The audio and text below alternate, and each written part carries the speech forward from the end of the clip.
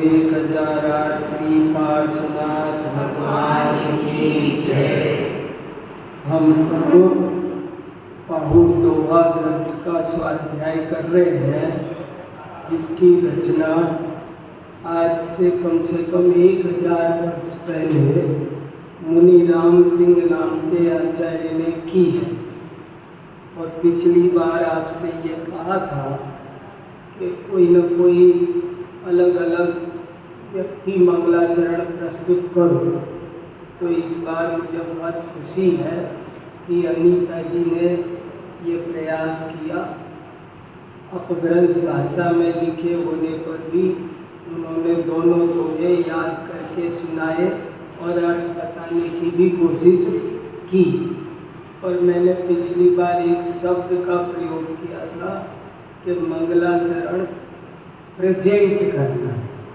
Presentation की कुछ अलग बात होती है, पढ़ना बोलना वो अलग बात है, और प्रेजेंट करने में कुछ उसमें थोड़ी तरफ से अपनी तरफ से कुछ कला मिलानी पड़ती है। जैसे अपन थाली परोसते हैं, अब एक तो खीरा ऐसे ही खा जाए और एक खीरे को तरीके से, कितने तरीके, वो कोई तो ऐसे गोल गोल भी नहीं काटता, वो ढंग से जाने कैसे वो कितने वहाँ अपन कितना दिमाग लगाते हैं। तो इसमें भी अगर अपन थोड़ा और दिमाग लगाएंगे तो इससे अपने को विशेष विशुद्धि बढ़ेगी। तो आप सब भी कोशिश करना। मैं आज घर पर ये बात सोच रहा था कि अगर कोई प्रेजेंट नहीं करेगा तो मैं प्रेजेंट करूँ। तो उसे प्रेजेंट करने के चक्कर में मैंने आज इस मंगलाचरण का हिंदी में पद्यानुवाद भी किया। जो जैसे अपभ्रंश में है ना, तो मैंने कहा हिंदी में भी इसका पद्यानुवाद करेंगे। तो ऐसा पद्यानुवाद किया, देखो। गुरु सूर्य है, गुरु चंद्र है, गुरु दीपक है, गुरु है देव, जैसे तैसे समझा देते, निज पर का सारा ही भेद। ये अनुवाद मैंने आज किया, फिर सुनो।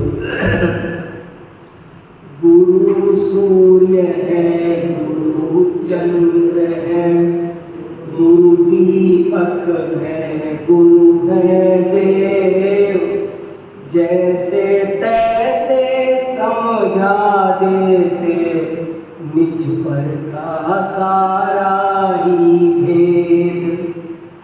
ऐसे गुरु को बलि बलि जाऊं, घड़ी घड़ी पल पल बारंबार, मानव को वे देव बनाते, नहीं लगाते किंचित बार। ये अनुवाद किया, समझ में आया? वैसी की वैसा ही भाव भरने की कोशिश की है। बहुत से लोग जो कोई थोड़े से अपभ्रंश को नहीं जानने वाले हों और गाना चाहे ऐसे भी गा सकते हैं। गुरु सूर्य है, गुरु चंद्र है, गुरु दीपक है, गुरु है देव, जैसे तैसे समझा देते, निज पर का सारा ही भेद। ऐसे गुरु को बलि बलि जाऊं, घड़ी घड़ी पल पल बारंबार, मानव को वे देव बनाते, नहीं लगाते किंचित बार। वो का वो अर्थ इसमें लिया। चलो, हम लोग इसका स्वाध्याय करते करते 142 नंबर के दोहे पर पहुंच चुके हैं और बहुत ही ऊंची भूमिका में आ गए हैं। अब बात थोड़ी बहुत ऊंची हो गई है। इसको कोई हल्का व्यक्ति होगा तो वो अच्छे से समझ नहीं पाएगा। ये बात साधारण आदमी के लिए नहीं लिखी है, बल्कि उनके लिए लिखी है जो धर्म के मार्ग में आए हैं, खूब धर्माचरण कर रहे हैं, अथवा बहुत शास्त्र स्वाध्याय करके जिनने खूब ज्ञान प्राप्त किया है, उनको अब ये बताया जा रहा है कि तुम्हें असली धर्म की प्राप्ति तब होगी जब तुम अशुभ तो छोड़ो, शुभ से भी ऊपर उठ जाओगे। क्योंकि जैसे अशुभ है उससे आकुलता होती है, अशुभ परिणाम विकल्प हैं, आत्मा की शांति को भंग करते हैं। ऐसे ही शुभ परिणाम भी राग रूप होते हैं, वीतराग रूप नहीं रहते हैं। इसलिए उनसे भी आत्मा की शांति भंग होती है, असली धर्म प्राप्त नहीं होता है। असली धर्म तब प्राप्त होगा जब शुभ और अशुभ दोनों से ऊपर उठोगे, नहीं तो नहीं मिलेगा। तुम इसी में चक्कर लगाते रहोगे। इसलिए पुण्य को तुम पाप से भी ज़्यादा खतरनाक समझो। ये लाइन थोड़ी सी खतरनाक आई है कि सब जगह लिखा है कि पाप ज़्यादा खतरनाक होता है, लेकिन यहाँ तो उस जीव को जंप करवाना है जो पुण्य में चिपक गया है, अटक गया है। इसलिए उससे कहा कि ये पुण्य तेरे लिए बहुत बड़ी बेड़ी बना हुआ है, बाधा, तू इसे प्यार करने लगा है, तेरे दिल में इसके प्रति सॉफ्ट कॉर्नर है, और इसलिए तू शुभ से ऊपर नहीं उठ पा रहा है। तू शुभ को भी अशुभ के समान ही समझ। एक ये दोहा बहुत इम्पोर्टेंट योग सार का है कि पाप भाव को पाप तो जाने सब जग को, पुण्य भाव भी पाप है जाने विरला कोई। जैन धर्म की ये बड़ी भारी विशेषता है जिसे बहुत लोग जैन बन करके भी नहीं सीख पा रहे हैं। जैन धर्म का असली माल यहाँ छुपा हुआ है। जैन धर्म की बाकी सारी बातें दूसरे धर्मों के साथ में हमारी मिलती है। संसार का कोई धर्म ऐसा नहीं कहता कि हिंसा करो, झूठ बोलो, चोरी करो, कुसेल सेवन करो। कोई नीति ग्रंथ, कोई धर्म ग्रंथ आपको अशुभ आचरण करने के लिए एक भी नहीं कहता। लेकिन यहीं आकर जैन धर्म की विशेषता है कि ये कहता है तुम्हें सिद्धों जैसा, साधुओं जैसा, पंच परमेष्ठी जैसा सचमुच का सुख प्राप्त करना हो, जैसा तीसरे दोहे में लिखा था, वहीं कहा था। मंगलाचरण के तुरंत बाद पहला दोहा आया, उसमें लिखा स्वाधीन सुख ही सुख है। पराधीन सुख को हम सुख कहते ही नहीं, वो दुख है। तो स्वाधीन सुख तब प्राप्त होगा जब तू पुण्य और पाप दोनों से ऊपर उठेगा। एक स्थिति और वो तुझे समझ में आज आना चाहिए अच्छी तरह, गहराई से। ये सब अभी प्राथमिक भूमिका में अशुभ से हटाने के लिए नाना प्रकार के शुभ कार्यों का उपदेश जिनवाणी में भी दिया है। अशुभ से बचाने के लिए ज़्यादातर लोग अशुभ में ही फंसे हैं, इसलिए वहाँ से हटाकर शुभ में लगने का उपदेश से जिनवाणी भरी पड़ी है। लेकिन अगर तू शुभ में भी अटका रह जाएगा तो तू टारगेट अचीव नहीं कर पाएगा। टारगेट अचीव करने के लिए तूने जैसे पुण्य को दुख रूप समझा था, जैसे पाप को दुख रूप समझा था, ऐसे पुण्य को भी तू दुख रूप समझ, राग रूप समझ, आग रूप समझ। इससे तू घबरा, जैसे तुझे पुण्य से घबराहट हुई डर पाप से, ऐसे ही तू पुण्य से भी घबरा, डर, तब जा करके तुझे सच्चा मार्ग मिलेगा। प्रतिक्रमण करना, पूजा पाठ करना, दया दान करना, माला जपना, तीर्थ यात्रा करना, सब अशुभ की अपेक्षा अच्छे हैं, लेकिन शुद्ध भाव की अपेक्षा देखो तो ये भी दुख के कारण है, आश्रव के कारण है, बंध के कारण है, इसलिए हेय है। ये भी विष रूप है। ऐसे ऐसे शब्द दिए हैं, इतना जोरदार शब्द नहीं सुनेंगे ना तब तक हम छोड़ेंगे नहीं। ये कहा कि ये प्रतिक्रमणादि, दया दान आदि समस्त शुभ राग विष रूप है। ऐसा महसूस होता है कि नहीं तुझे कि मैं जहर पी रहा हूँ? तुझे अशुभ भाव करते समय जैसे बुरा लगता था, ऐसे अब तुझे शुभ भाव करते हुए भी ऐसा लगना चाहिए, अहो ये कब तक जहर पीता रहूँगा, मुझे आत्मा का अमृत कब मिलेगा? असली अमृत तो तब है जब शुभ अशुभ से ऊपर उठ जाए। ये सुंदर चर्चा बहुत ऊंची चर्चा है और ये ध्यान रखना है, ये उसको बताई जा रही है जो धर्म के क्षेत्र में 50 सालों से लगा हुआ है पर वो काम नहीं कर पा रहा है, इसलिए यहाँ ये सुनाया। और ये तो बहुत अच्छी चौपाई यहाँ आई है, भूलने ही लायक नहीं है, बार बार चित्त में घूम रही है, बहुत अच्छी लग रही है। एक बार पढ़ के आगे बढ़ेंगे।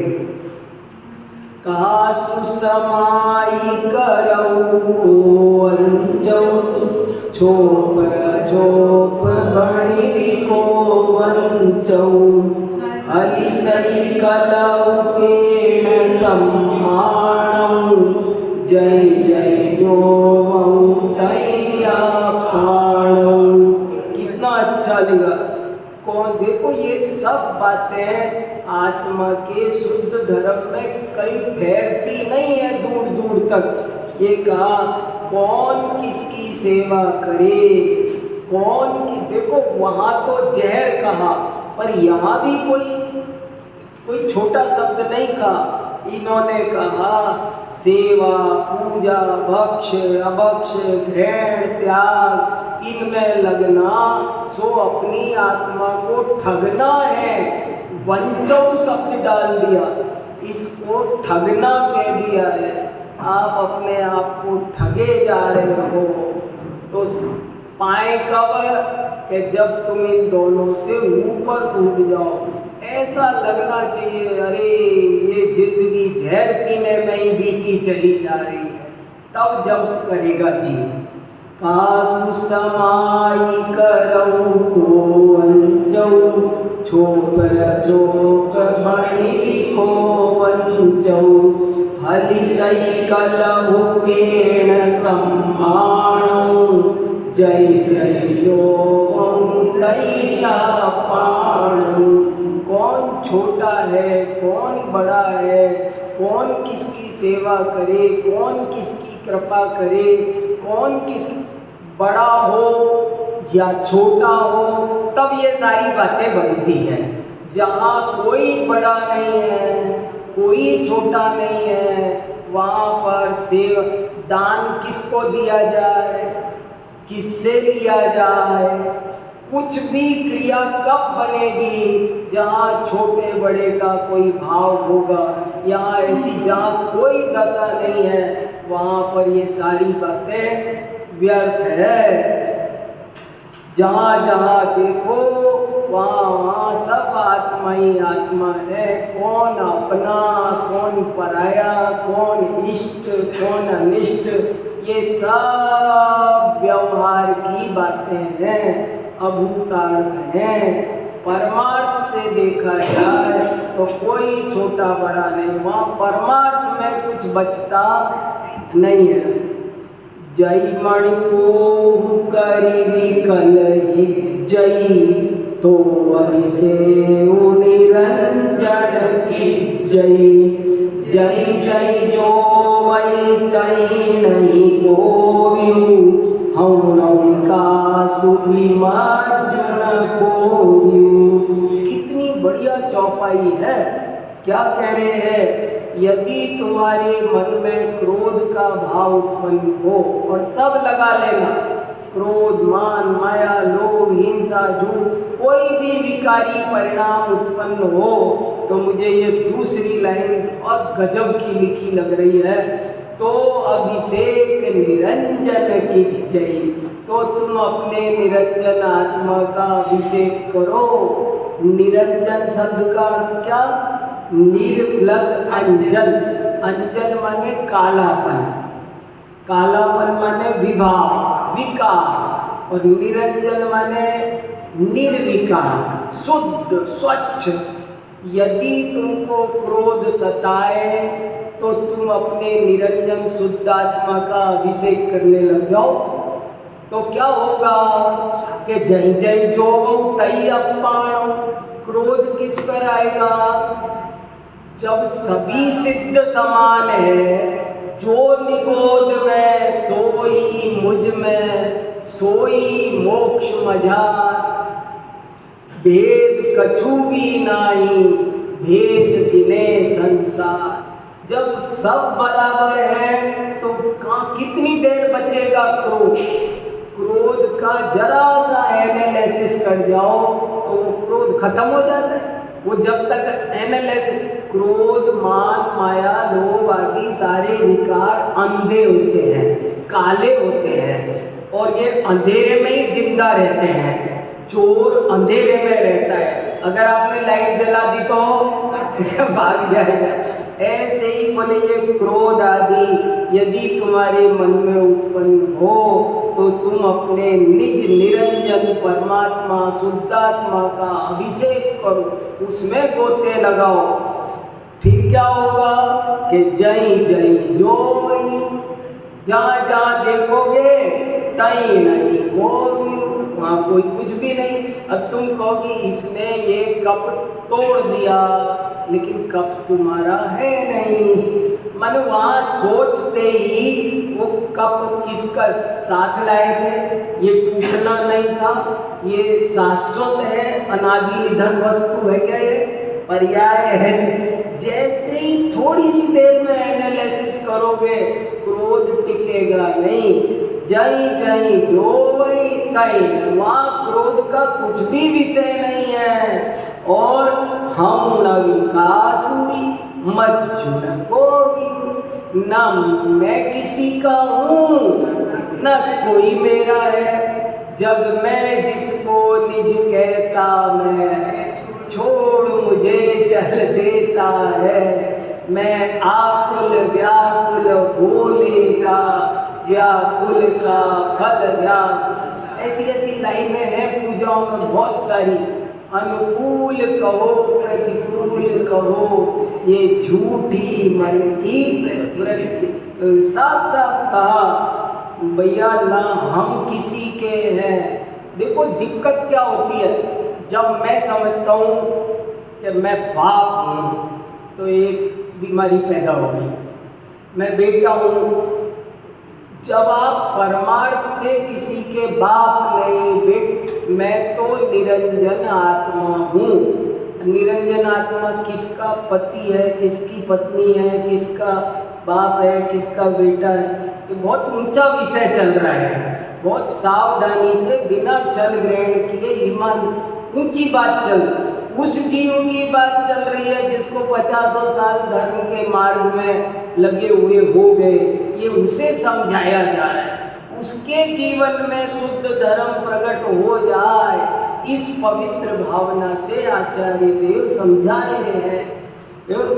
किसी नौसिखिए को एकदम नहीं बता दी है ये बात, पहले असुर से बचा के शुभ में लगाया, अब कह रहे हैं कि तू यहाँ अटक गया, तू तो यहाँ अटक गया। ये अटकने के लिए नहीं था, आगे सटकने के लिए था, सटका तो है नहीं तुम। और ये 142वां दुआ पढ़ करके कोई भी ताजुब करेगा ये क्या लिख दिया, नमियो सीताम जिन भर जामन मुनियो सी देह मज्जमी ताके नवजय कस जय मुनियो देह मज्जमी। ये दोहा भी नहीं है, चौपाई भी नहीं है, गाथा है। जैसे समय सार में है वैसी गाथा है ये। नमियोसी ताम, ताम माने तब तक, तभी तक तुम जिनेंद्र भगवान को नमस्कार करोगे जब तक कि तुमने अपने शरीर के अंदर विराजमान परमात्मा को नहीं देखा है। दो तरह के परमात्मा हैं, एक कारण परमात्मा, एक कार्य परमात्मा। नियम सार में बहुत डिटेल में आया है, मूल में प्राकृत में। परमात्मा दो प्रकार के, एक कारण परमात्मा, एक कार्य परमात्मा। कार्य परमात्मा अरिहंत सिद्ध है, वो समोसरण में या सिद्धशिला पर रहते हैं। और कारण परमात्मा अपने शरीर के अंदर विराजमान है। वो कारण क्यों है? क्योंकि उसमें से ही कार्य परमात्मा विकसित होता है। इसलिए एक परमात्मा जिनालय में रहता है, एक परमात्मा देह रूपी देवालय में रहता है, एक उस देवालय में रहता है, एक इस देवालय में रहता है। जब तक ये देवालय नहीं देगा तब तक इसकी जरूरत है, और ये देख ली, ये दिख गया तो फिर इसकी जरूरत नहीं। तानमियो सीताम, देखो अटक नहीं जाते, अटक जाते। एक ही गलती है कि आप अटक गए। पुण्य बुरा नहीं, शुभ भाव बुरे नहीं, लेकिन वो आगे बढ़ने के लिए थे और वहाँ रुक गए। अब ऐसे अटके, बस हाय मंदिर, मंदिर छोड़ के तो हमें कहीं जाने, आत्मा में भी उपयोग जाता हूँ तो मुझे जाना नहीं, ये अटक गए। एक उदाहरण आता है कि एक आदमी ने वहाँ कश्मीरी के बस अड्डे पे खड़ा था, बोले भाई साहब यहाँ से हरिद्वार कौन सी बस जाएगी? ढूंढ रहा था 1 घंटे से, तो जिसने पूछा उसने कहा अरे वो जा रही। अरे भाई साहब मैं तो 2 घंटे से परेशान हो रहा हूँ, किसी ने आपने बताया, आपका बहुत बहुत धन्यवाद। अरे जल्दी जाओ वो बस जा रही है। कंडक्टर बैठ गया, नहीं नहीं आपको छोड़ के कैसे जाऊं? आपने मुझे बस बताई है, मैं 2 घंटे आपको छोड़, नहीं मैं तो जाऊंगा, मैं आपको छोड़ के नहीं जाऊंगा। अब बताओ, ये हो गई चिपकन। ऐसे ही देव शास्त्र गुरु जिनालय, भक्ति, पूजा, माला, जाप, यात्रा, ये सब साधन थे। नौका में बैठो भाई साहब, लेकिन जब उस तीर पहुंच जाओ तो उतर भी जाओ। नहीं नहीं ये तो बहुत अच्छी नौका है, कितना अच्छा पेंट है, हम तो नहीं उतरेंगे। नहीं उतरोगे तो प्लेन में बैठ गए, फिर जब दिल्ली आ गया टर्मिनल 3, तब आपको नहीं नहीं मैंने 14,000 का टिकट लिया है, मैं क्यों उतरूं? फिर क्यों उतरूं तो क्या होगा? अरे भैया अब वो 14,000 वसूल हो गए, तू आ गया ना बम्बई से यहाँ, अब जल्दी से गेट खुलने की इंतजार होती है, पहले ही खड़े हो। वो एयर होस्टेस चिल्लाती रहती है अभी कोई भी उठे नहीं, बैठना खोले सीट, मगर सबको ऐसी आफत मची है कि कितनी जल्दी, अगर 5 मिनट लग जाए तो आफत मच जाती है। ये हाल है।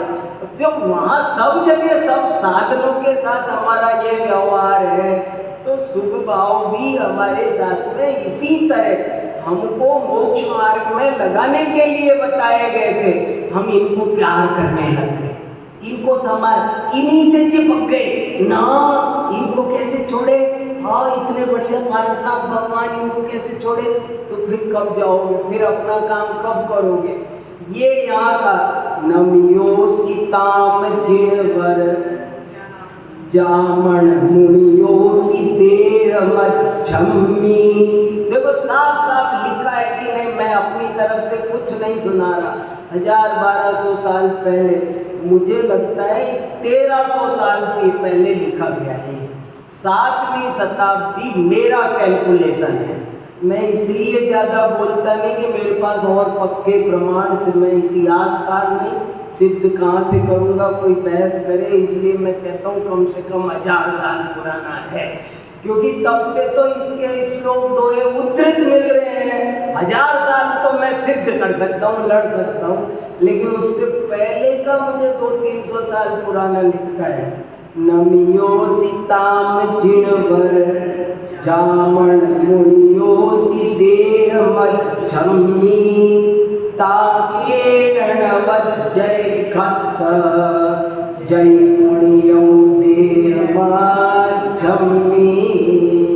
जब तुम अपने देह रूपी देवालय में स्थित परमात्मा को देख लोगे, तो फिर कौन किसे नमस्कार करेगा? ये सब व्यवहार पूज्य पूजक का व्यवहारने का विषय है। निश्चय में कोई पूज्य पूजक नहीं होता। नमस्कार की व्याख्या पढ़ो धवला में नमोकार मंत्र की टीका में कि नमो अरिहंताणम। नमो माने क्या? तो लिखा नमस्कार 2 तरह का, एक निश्चय नमस्कार, एक व्यवहार नमस्कार। व्यवहार नमस्कार भी 2 तरह का, द्रव्य नमस्कार, भाव नमस्कार। ये 3 तरह के नमस्कारों से पार हो तब असली नमस्कार होता है। देखो नमोकार मंत्र का सही अर्थ पता है आपको? नमो अरिहंताणम, अरिहंतों को नमस्कार हो। करता हूँ नहीं लिखा है, समझना गजब की बात है, मुझे ये बहुत आनंद देता है। नमामि नहीं लिखा है, अहम अरिहंताणम नमामि नहीं लिखा। Who are you? तुम कौन होते हो करने वाले? नमस्कार एक ऐसी घटना है जो कभी किसी धर्मात्मा के जीवन में बड़े भाग्य से घटित हो जाती है, अंदर में घटित हो जाती है। अरिहंतों को नमस्कार हो जाए। बोल रोज रहा हूँ, ढोग रोज दे रहा हूँ, होगा कब? और कब होगा? तो उन्होंने कहा जब वंद्य वंदक भाव खत्म हो जाएगा, जब पूज्य पूजक भाव खत्म हो जाएगा, तब अरिहंत को नमस्कार होगा। ऐसा धवला में साफ साफ लिखा है। पंच परमेष्ठी को नमस्कार कब होगा? जब पूज्य, तुम पूज्य हो। पूज्य पूजक व्यवहार समझ गए? पूज्य पूजक व्यवहार माने आप पूज्य हो, मैं पूजक हूँ। ये भेद जहाँ तक है तहाँ तक नमस्कार नहीं हुआ। ये भेद कहते हैं ना, जय ध्यान ध्याता ध्येय को न विकल्प वच वेदनरा। जहाँ जिनका ध्येय का विकल्प खत्म होगा तब ध्यान होगा। ध्यान कब होगा? मैं ध्याता, ये ध्येय अभी ध्यान नहीं हो रहा, अभी प्रैक्टिस चल रही है, अभी ये उसकी शुरुआत की स्टेज है। ध्यान शुरू नहीं हुआ। ध्यान तब शुरू होगा जहाँ ध्यान ध्याता ध्येय तीनों एक बन जाए, ज्ञान ज्ञाता ध्येय एक बन जाए। ऐसे ही हम पूज्य पूजक एक बनना चाहिए, तब जा करके नमियो सीताम जिणवर जामन मुनियो सी देह मच्छम्मी। ताकेण नवज्जय घस्स जय मुनियौ देयमाजम्मी। 143 ता संकप्प वियप्पा कम्मं अकुणन्तु सुहासुवर्जनयम् अपसर्वा सिद्धि जामणरिये परिपुरई। गाथा, ये भी दोहा नहीं है, चौपाई नहीं है, गाथा है। गाथा की पहचान होती है 12, 18, 12, 15 मात्रा होती है। 12, 15, 12, 18 आर्या होती है। ता संकप्ता माने तब तक, जब तक तुम शुभ अशुभ भाव से ऊपर नहीं उठोगे, ता तब तक। संकल्प वियक्का, संकल्प विकल्प, संकल्प और विकल्प में क्या फर्क है? दर्शन मोहिनी के दोष को संकल्प कहते हैं, चारित्र मोहिनी के दोष को विकल्प कहते हैं। जैसे डॉक्टर साहब पूछ रहे थे पिछली बार कि अटकने और भटकने में क्या फर्क है। मैं कभी कभी बोलता रहता हूँ ना, अटकना भटकना, तो क्या फर्क है अटकना भटकना? भटकना श्रद्धा का दोष है, अटकना चारित्र का दोष है। ऐसे ही यहाँ संकल्प, जिया कब तक उलझेगा संकल्प विकल्पों में। तो संकल्प माने मिथ्यात्व, दर्शन मोह, और विकल्प माने चारित्र मोह। जब तक तुम एक बार सुबह शुभ से ऊपर यदि तुम नहीं उठे तो मिथ्यात्व भी नहीं टूटेगा, चारित्र मोहिनी भी नहीं टूटेगी। एक बार तो जरूर सुबह शुभ के ऊपर उठना पड़ेगा, तभी आपका मिथ्यात्व टूटेगा, तभी चारित्र मोहिनी, आपका भटकना अटकना तभी मिटेगा। ता संकल्प वियप्पा, तब तक संकल्प और विकल्प तुम्हारे पास रहेंगे ही रहेंगे, भले तुम कम्मम अकुणन्तु, कम्म माने कर्म क्रिया, भले तुम बाहर की क्रिया अकुणन्तु मत करो। भाई हमारे हाथ में क्या है? ज़्यादा से ज़्यादा हमारे हाथ में क्या है कि मैं कहीं जाऊँ नहीं, बोलूँ नहीं, ऐसे हाथ पे हाथ धर के आप कितनी भी आवाज़ दो, कोई उपल खाज खुजावते तो भी मैं हिलूँ नहीं। मैं वचन और काय की क्रिया तो रोक सकता हूँ ना। तो देखो, ता संकल्प वियप्पा, तब तक तुमको संकल्प विकल्प परेशान करेंगे। देखो, एक तो ये बात हमारी समझ में आनी चाहिए, दुख किसका नाम है, अधर्म किसका नाम है? संकल्प और विकल्पों का नाम ही अधर्म है, और संकल्प विकल्पों से रहित अवस्था का नाम ही धर्म। दो ही रास्ते हैं, तीसरा रास्ता ही नहीं है। आत्मा में जब तक जिसके भी जो भी कोई भेदभाव नहीं, जब भी जो भी जितनी सी भी देर, जैसा भी कैसा भी संकल्प या विकल्प रखेगा तो वो अधर्मात्मा है।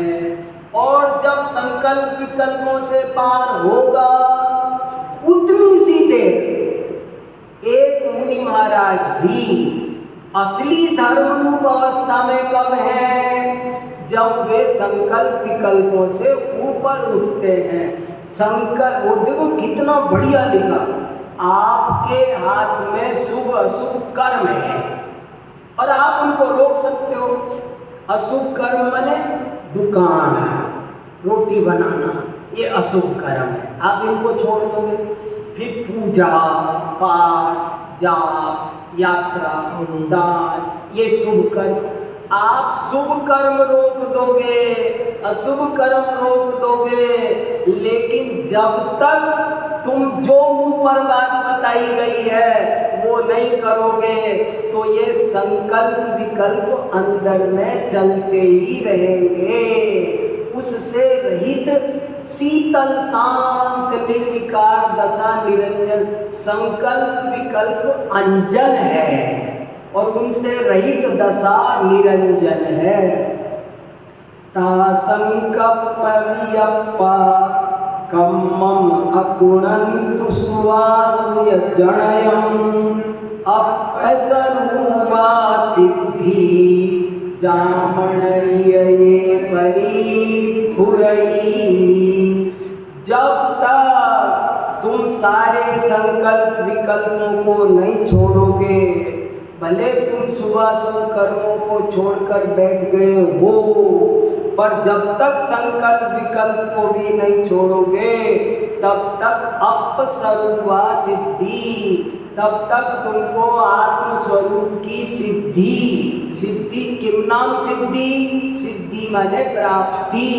सिद्धि माने क्या? सिद्धि शब्द के दो अर्थ होते हैं, एक तो प्राप्त होना और एक ज्ञात होना। सिद्धि के दो अर्थ होते हैं। जैसे समझ लो मेरी अंगूठी खो गई, तो खो गई और मिल गई तो इसको कहते हैं सिद्धि। और एक खोई तो नहीं थी, मैंने ही पहन रखी थी पर मैं भूल गया, अरे फिर क्या मिल गई मैंने, ये तो मिली मिलाई थी, खोई कब थी। ऐसे ही आत्मस्वरूप की सिद्धि कैसी होती है? ज्ञान रूप सिद्धि होती है। आत्मा आज तक खोया नहीं है, आत्मा मिलने वाला नहीं है, वो तो मिलाया है, तुमको पता नहीं है।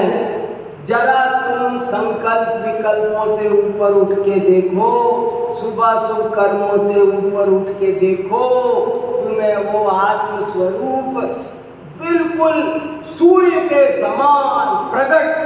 ऐसा लिखा है आत्मा चैतन्य चमत्कार है, बहुत ज्योति है, बहुत अनंत सूर्य भी जिसके सामने फीके पड़े ऐसी ज्योति है, मगर शुभाशुभ कर्मों से वो ढकी हुई है।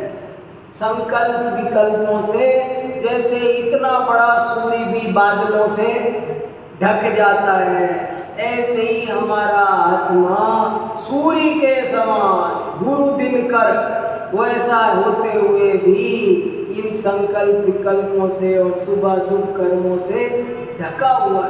एक बार इस बात की श्रद्धा तो हो, भावना तो हो, ऐसी कुछ बात अपनी समझ में तो आए, जचे तो सही कि ये क्या कहना चाह रहे हो। ता संकल्प वियप्पा कम्मम अकुणन्तु सुहासुव जणयम्। जणयम माने जनकम, शुभ और अशुभ को उत्पन्न करने वाले कर्म को तुमने रोक दिया।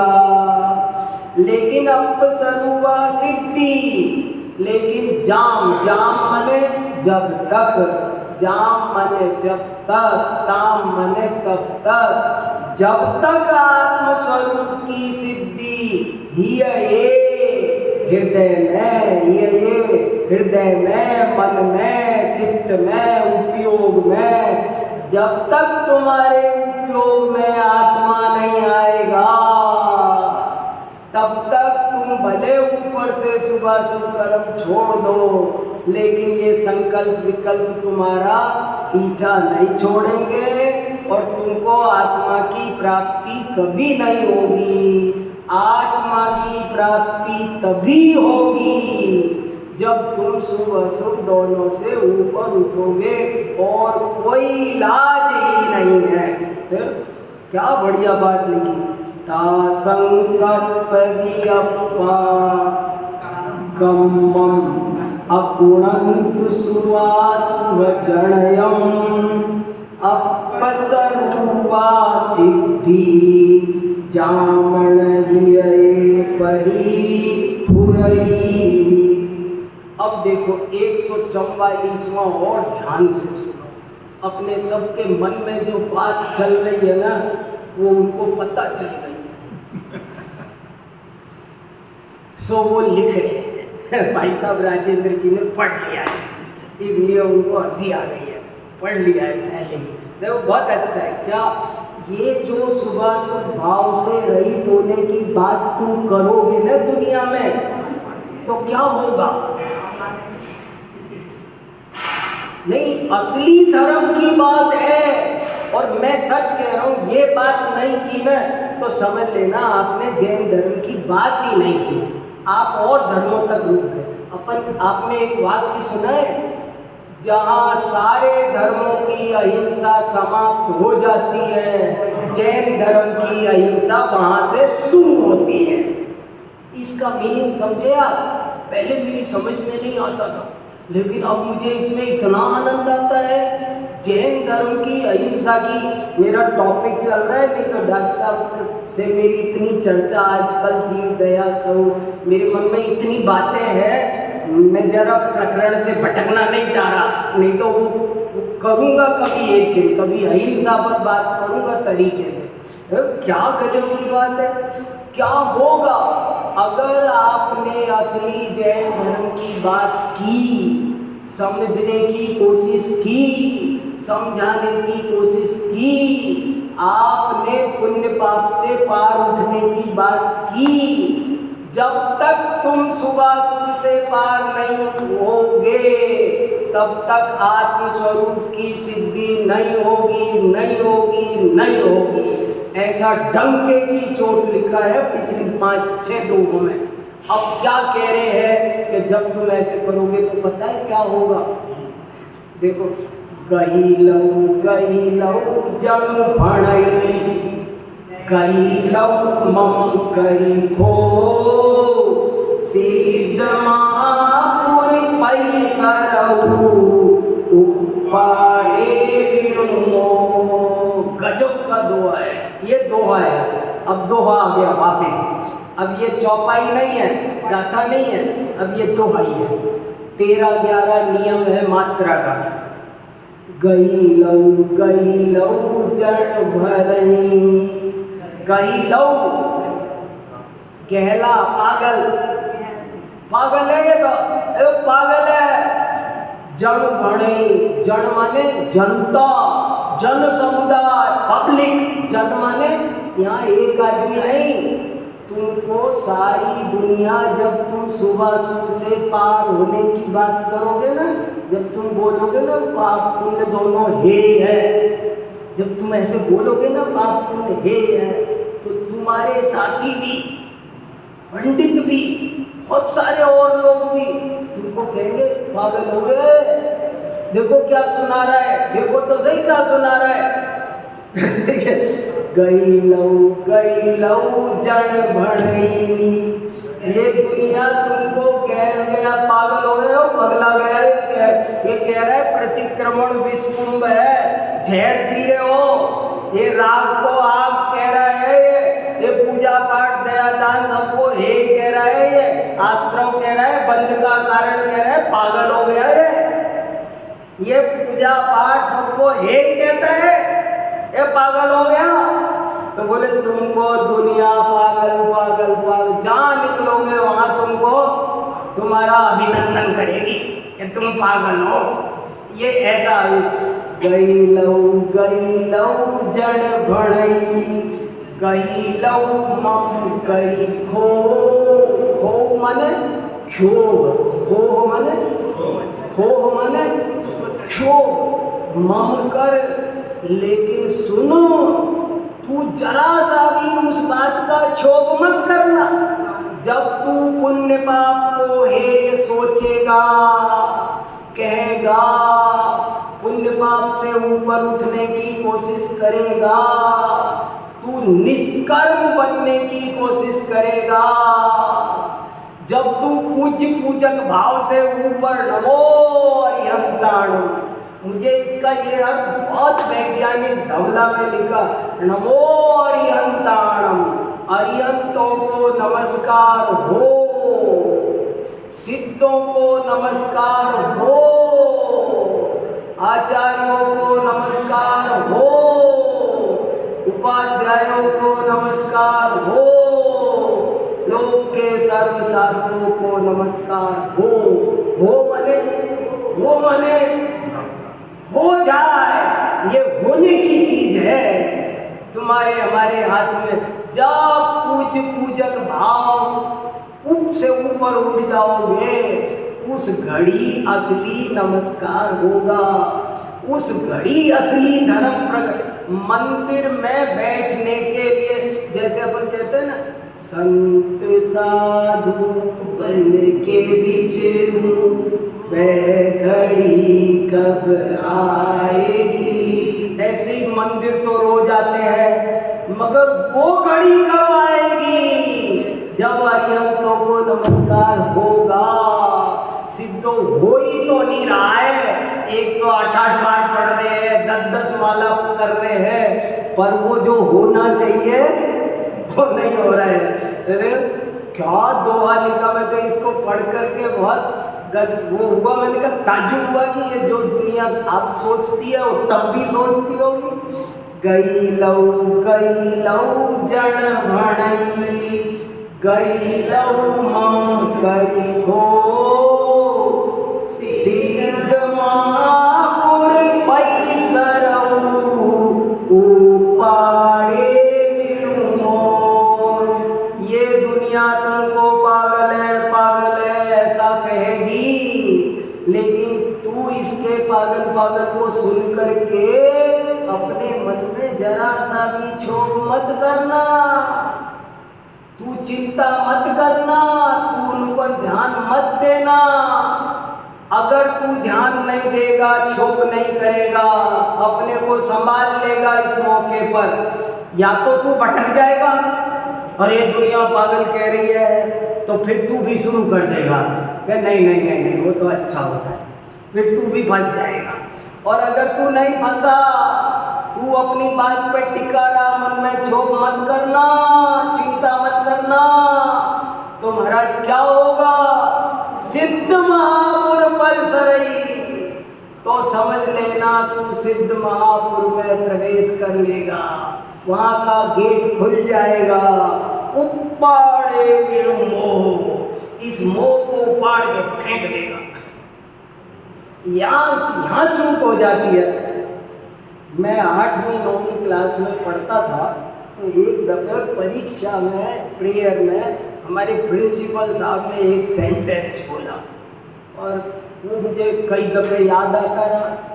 वो बोले, देखो बच्चों, तुम अगर अभी बाबा जी बनोगे तो जिंदगी भर बाबूजी बन के रहोगे, और अगर तुमने अभी बाबूजी बनने की कोशिश की ना, तो फिर अभी बाबूजी रह जाओगे, सारी जिंदगी बाबा जी रहोगे।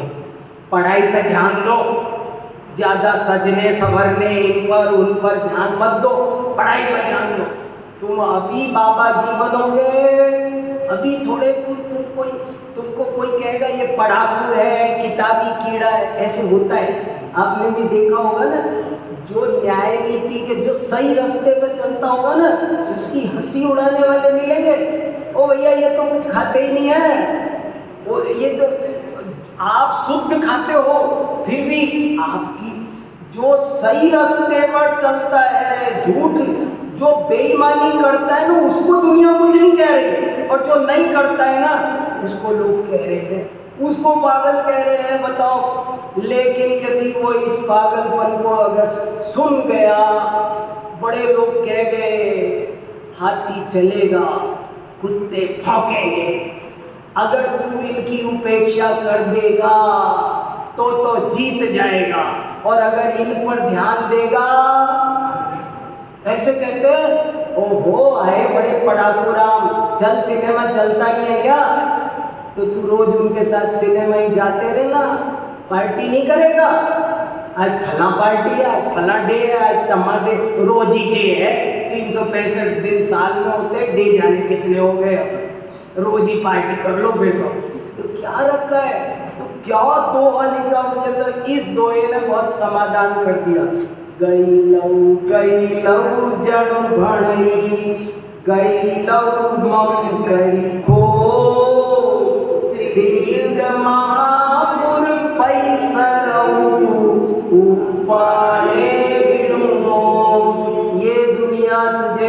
पागल पागल कहेगी, लेकिन तू इनके पागलपन की बातों को सुनकर अपने मन में जरा भी क्षोभ माने थोड़ा सा भी दुख, क्षोभ क्या मामूली दुख की बात है। जैसे किसी ने पागल कहा, उससे बहस करने लग जाना, तू बात वो नहीं, बस मन में अरे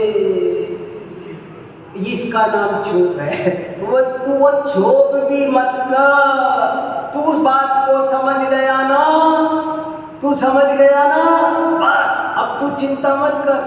तुझे सिद्ध महापुर में प्रवेश मिलने वाला है। मैं हमारी क्लास के उस जमाने के बहुत सारे साथियों को जानता हूँ जो मेरी हंसी उड़ाते थे पढ़ने के लिए। उनकी आज क्या जिंदगी है मुझे पता है, क्या बताऊँ।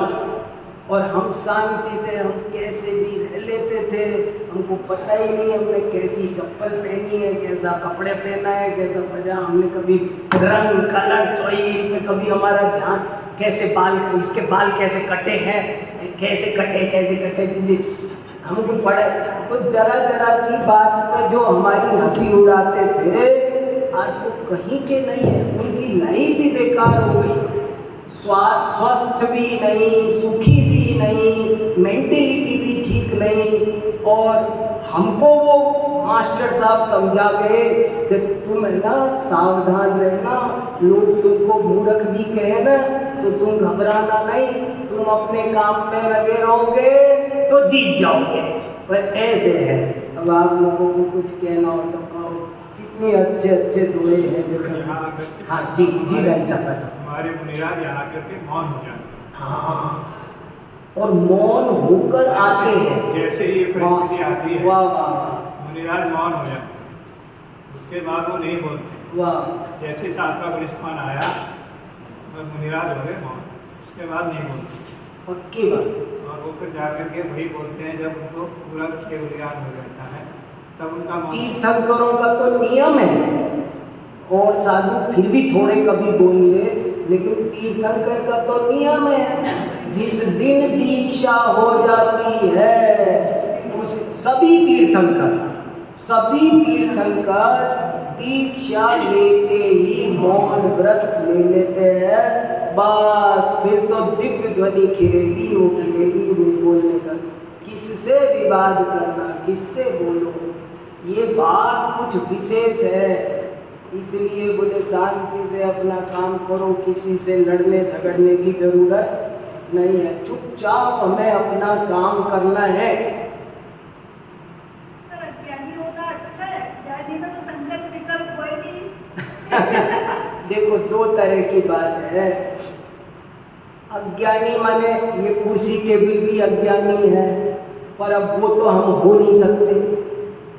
जीव कितनी भी चाहे कोशिश करे, जीव कभी अजीव तो हो नहीं सकता। अब तो जीव हैं, हम तो अनादिकाल से जीव हैं, जीव रहेंगे। अब रहेंगे तो क्या होगा कि अगर आप विवेक से जियोगे तो संकल्प विकल्प से बच सकते हो। आपको संकल्प विकल्प असार भाषित होने चाहिए। आपको लगना चाहिए मेरे संकल्प विकल्पों का क्या रोल है, वे कुछ काम तो करते नहीं हैं और हमको आकुलता अलग पैदा करते हैं, तो हम संकल्प विकल्पों से बच सकते। अभी की इस दशा में संकल्प विकल्प पैदा होते रहेंगे, लेकिन कभी ऐसे पल आते रहेंगे। मुनिराज के जीवन में वो एक भजन में आता है ना, पल पल में अंतर्मुख हो सिद्धों से बातें करते हैं। मुनिराज बीच में कभी आहार ले रहे, कभी उपदेश दे रहे, कभी शास्त्र लिख रहे, लेकिन ये सब करते भी बीच में ऐसा मौका निकाल लेते हैं कि वे शुभ अशुभ से ऊपर जंप कर जाते हैं। बस ऐसे ही हमें करना है। ये तो विकल्प तो आएंगे इस भूमिका में, लेकिन इन विकल्पों को अगर हम उपादेय मानेंगे, अच्छे मानेंगे तो ज़्यादा आएंगे, और इनको हे समझेंगे तो ये कम होंगे और ख़त्म भी होंगे।